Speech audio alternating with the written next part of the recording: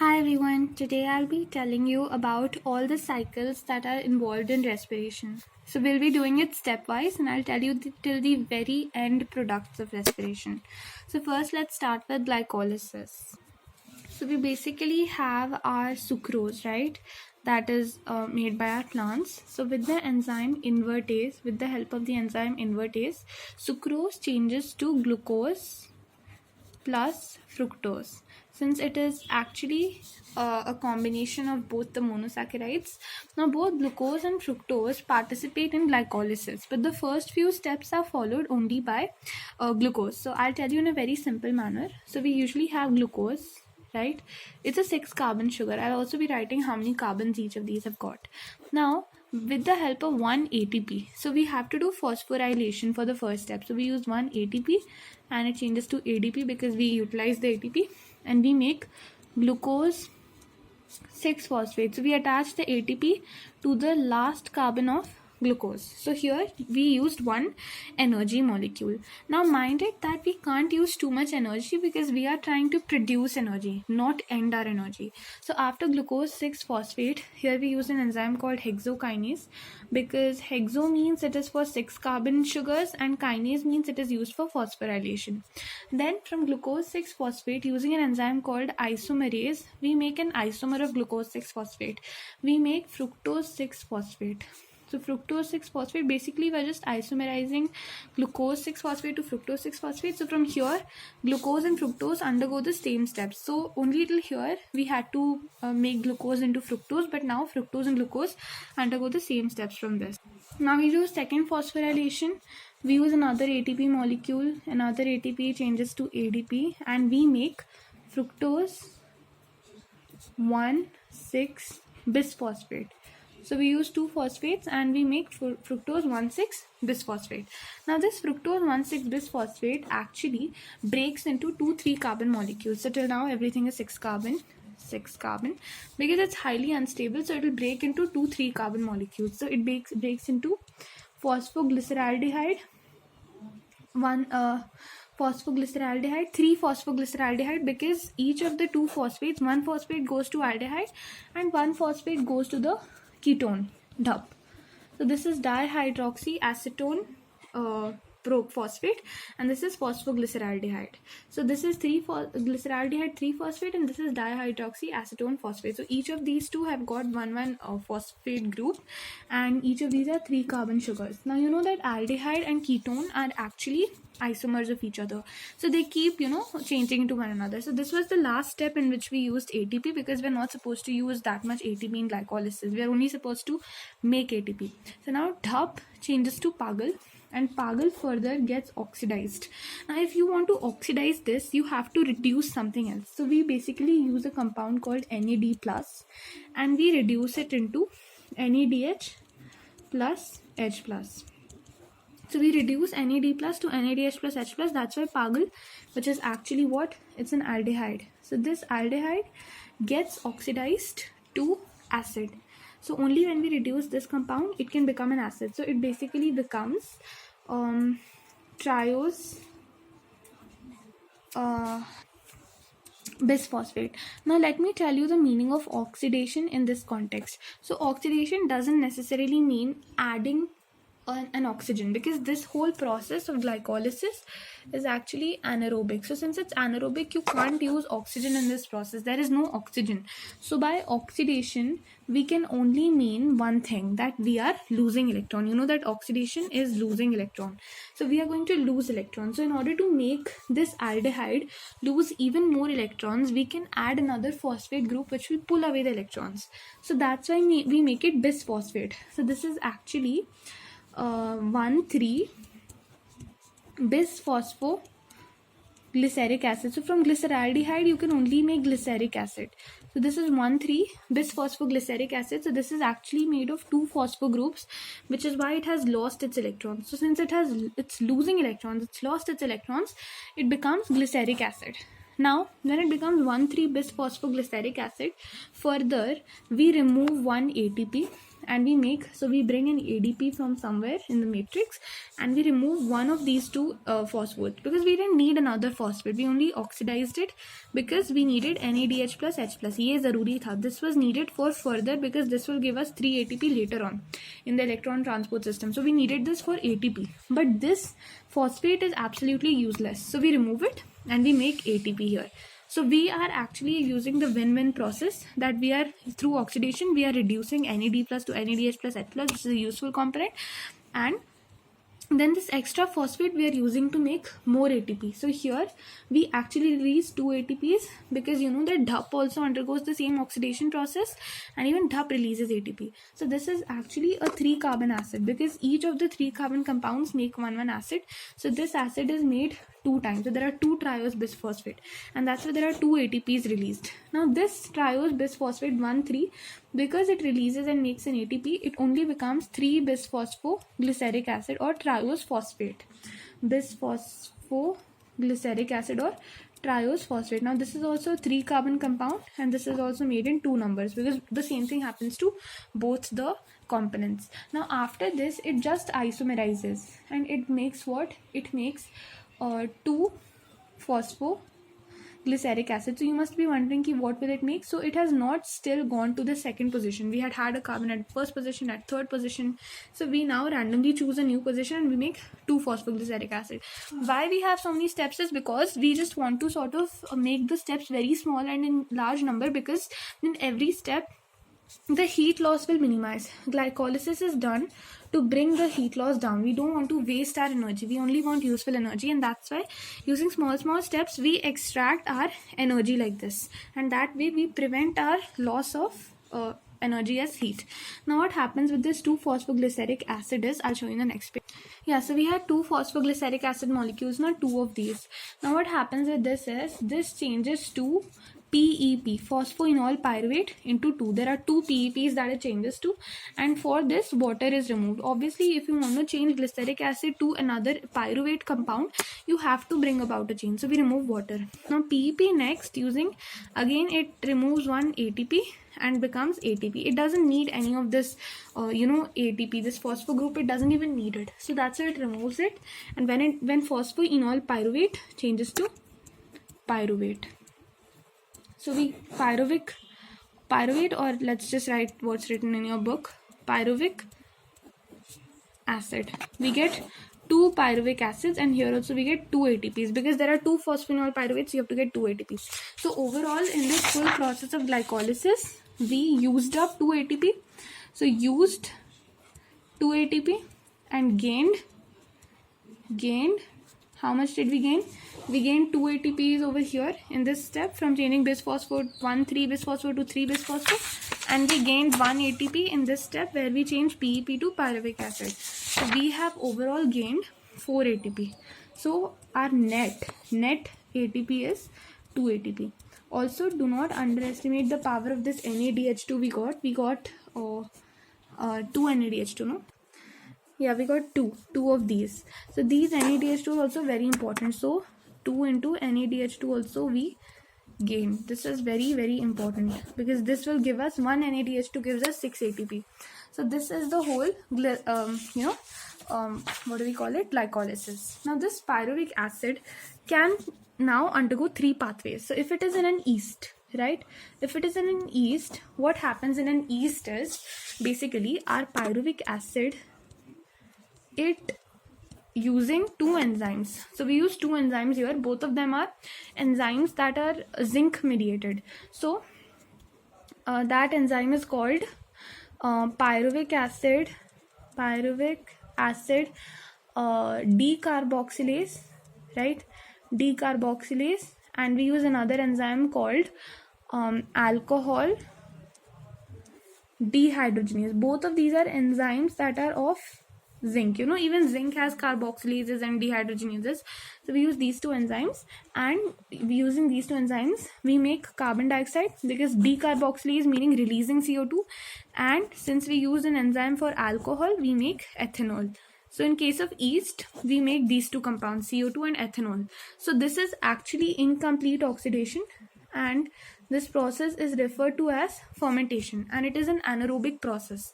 So there is actually oxidation again only means the removal of hydrogen or the addition of some sort of electrons. It doesn't necessarily mean the addition of oxygen. So this happens in case of yeast. Now this is known as alcohol fermentation because we get some alcohol as a product. Now alcohol is actually very dangerous. In fact, it's like a poison for yeast also. If the concentration of alcohol becomes more than 13%, like our whiskeys and the drinks that we drink, the yeast poisons itself to death. And most of our drinks are beyond this 13%, and that's why alcohol is not good. Even the yeast which makes the alcohol cannot tolerate it beyond this extent. It poisons itself to death.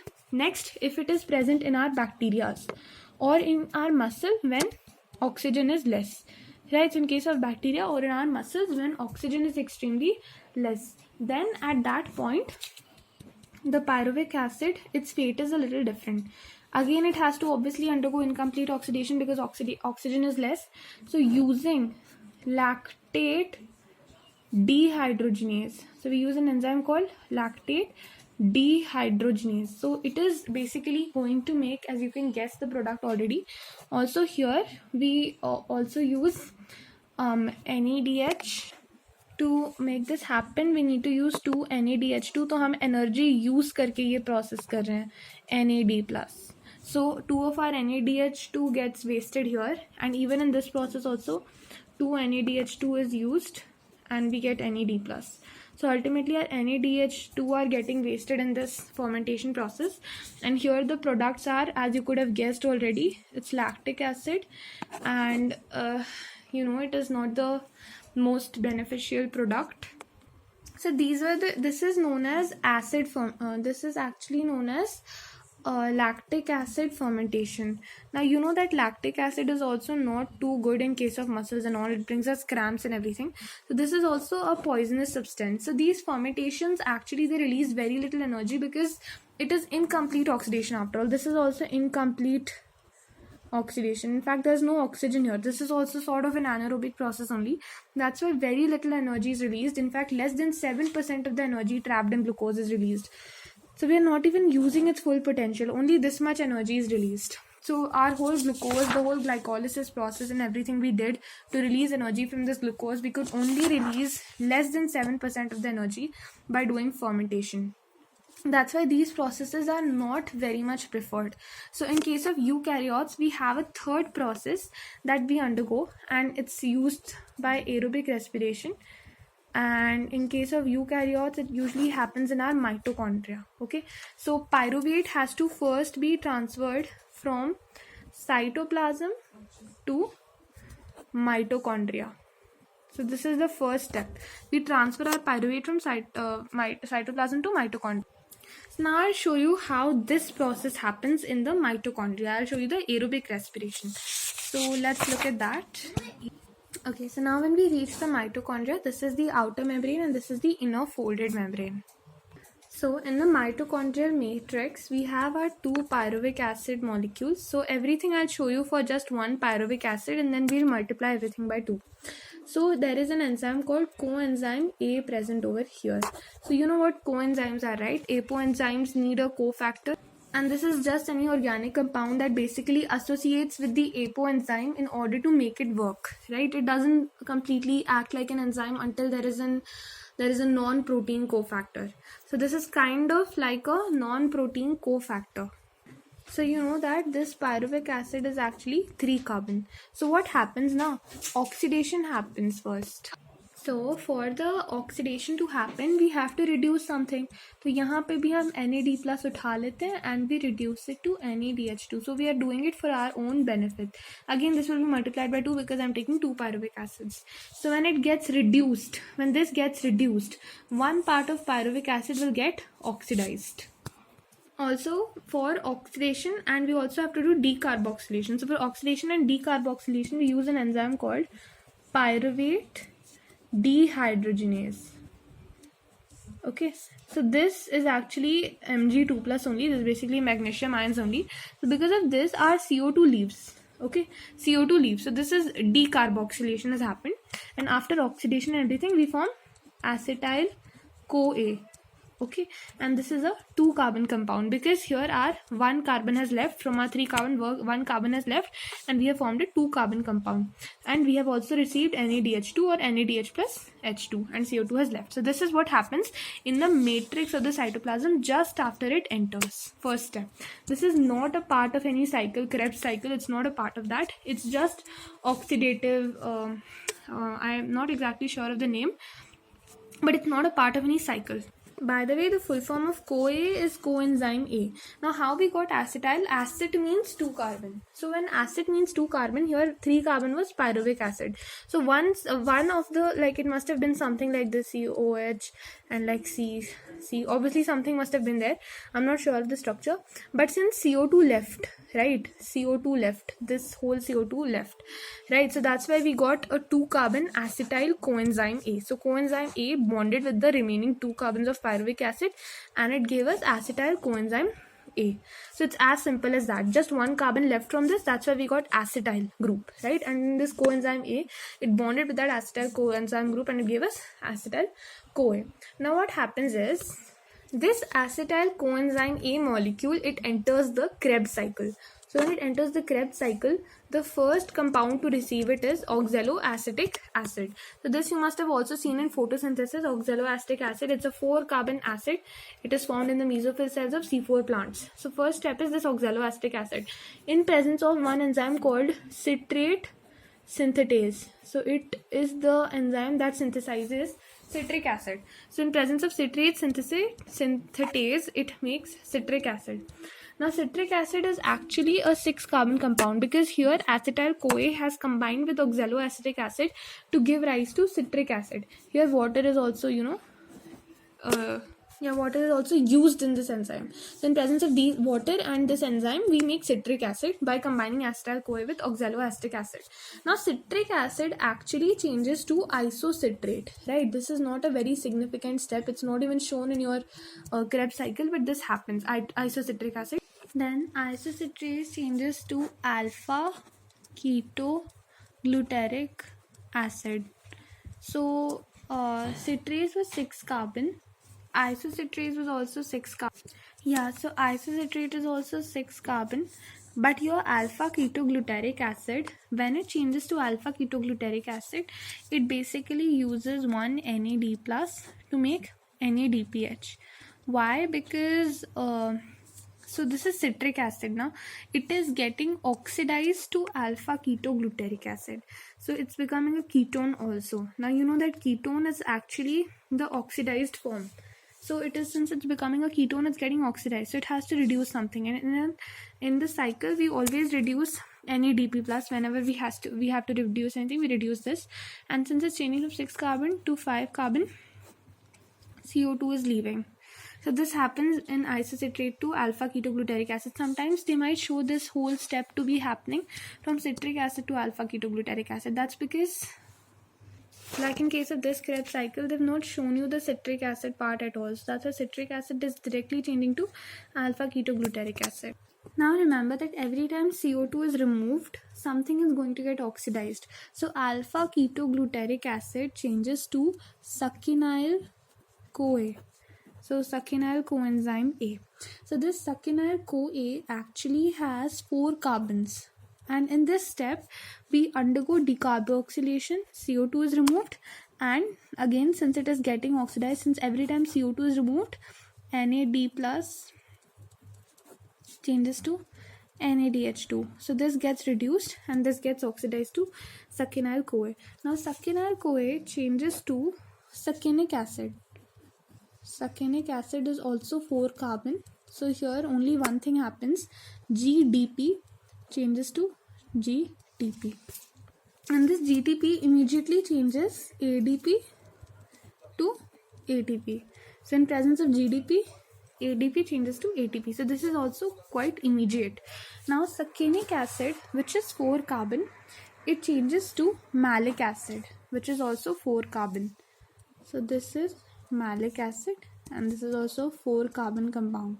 Now when succinic acid changes to malic acid, FAD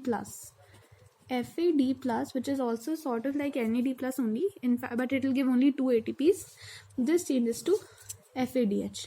So actually this FADH2 is also a very useful compound because this will also give us 2 ATP later on, just like NADH2 will give. This thing is known as substrate level phosphorylation. So now when succinic acid changes to malic acid in turn it will change back to oxaloacetic acid. In nature everything is always regenerated, and here again one NADH2 will be released because malic acid is getting oxidized to oxaloacetic acid. That's why one more NADH2 will be released here.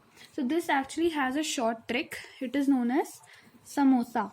So you can remember succinic acid से S, malic acid से M, oxaloacetic से O, and then again citric acid से citric, और samosa काटो, तो काटो से keto. So you can remember it like that, or there are other very long trips like one boy or something. Some tricks are there. You can look up for those, but just remember that this is also an 8-step reaction. Oxaloacetic acid in presence of citrate synthase and water changes to citric acid, which is a 6-carbon compound. So actually 2 carbon का acetyl CoA जब oxaloacetic acid 4 carbon से combine हुआ तो वो citric acid में बदल गया जो 6 carbon का था. Citric acid जो है पूरा आइसोसिट्रेट में बदल गया जो कि अगेन 6 कार्बन का है. It is because it's the same thing ना. फिर यहाँ पे NAD+ को जो है NADH2 में हमने रिड्यूस किया और तब हमने इसको ऑक्सीडाइज कर दिया. जैसे ही हम जहाँ पे अल्फा कीटोग्लूटेरिक एसिड की ये स्पेशलिटी है कि इसके पहले और बाद में दोनों समय गैस रिलीज होती है, CO2 गैस रिलीज होती है, और दोनों समय जब CO2 रिलीज होती है तो रिडक्शन के साथ वो अकम्पनीड होती है. NAD+ जो NADH2 में रिड्यूस हो जाता है ना. तो आइसोसिट्रेट के बाद अल्फा कीटोग्लूटेरिक एसिड. अब ये आइसोसिट्रेट 6 कार्बन था, यहाँ पे CO2 रिलीज हो गई तो ये 5 कार्बन हो गया. इसके बाद फिर से CO2 रिलीज हो गई तो सकिनाइल CoA 4 कार्बन हो गया. सकिनाइल CoA के बाद जब सकिनिक एसिड बन रहा है तो खाली GDP जो है GTP में चेंज हो रहा है. तो this is actually just you have to remember that it's very simple to remember. हर स्टेप में कुछ ना कुछ हो रहा है except for citric to isocitric, because ये दोनों आइसोमर्स हैं तो इसमें कुछ भी नहीं होगा. ठीक है. फिर इस आइसोसिट्रिक से अल्फा कीटोग्लूटेरिक में कुछ हो रहा है, NAD+ और CO2 रिलीज हो रहा है. यहाँ पे अल्फा कीटोग्लूटेरिक से सकिनिल क्लोराइड में भी NAD+ NADH2 रिलीज हो रहा है. यहाँ पे सकिनाइल से सकिनिक में भी GTP जो है GDP में चेंज हो रहा है, बिकॉज यहाँ पे कोएंजाइम ए था, यहाँ पे एसिड बन गया, तो obviously something is going to happen. इसके बाद जब मैलिक एसिड बनता है तो उसमें भी FADH2 बनता है. फिर मैलिक एसिड से ऑक्सलोएस्टिक बनता है तो भी NADH2 बनता है. तो हर स्टेप में कुछ ना कुछ हो रहा है एक्सेप्ट फॉर आइसोमेराइजेशन. इस स्टेप में कुछ भी नहीं हो रहा है. This is known as Krebs cycle. तो if we look at the products of this cycle, तो इसमें directly तो एक ATP बना, तो let me write Krebs cycle के products. एक ATP बना है ना, और यहाँ पे एक NADH2 बना, यहाँ पे एक NADH2 बना, यहाँ पे एक NADH2 बना, तो 3 NADH2 बने और एक FADH2 बना, FADH2. और इन सब चीज़ों को तुम 2 से मल्टीप्लाई कर लो, बिकॉज दोनों पायरुविक एसिड के लिए, दोनों एसिटाइल CoA के लिए ये एंजाइम चलती है. यहाँ पे भी एक NADH2 बना था तो इसको भी तुम यहाँ पे सेपरेटली लिख लो,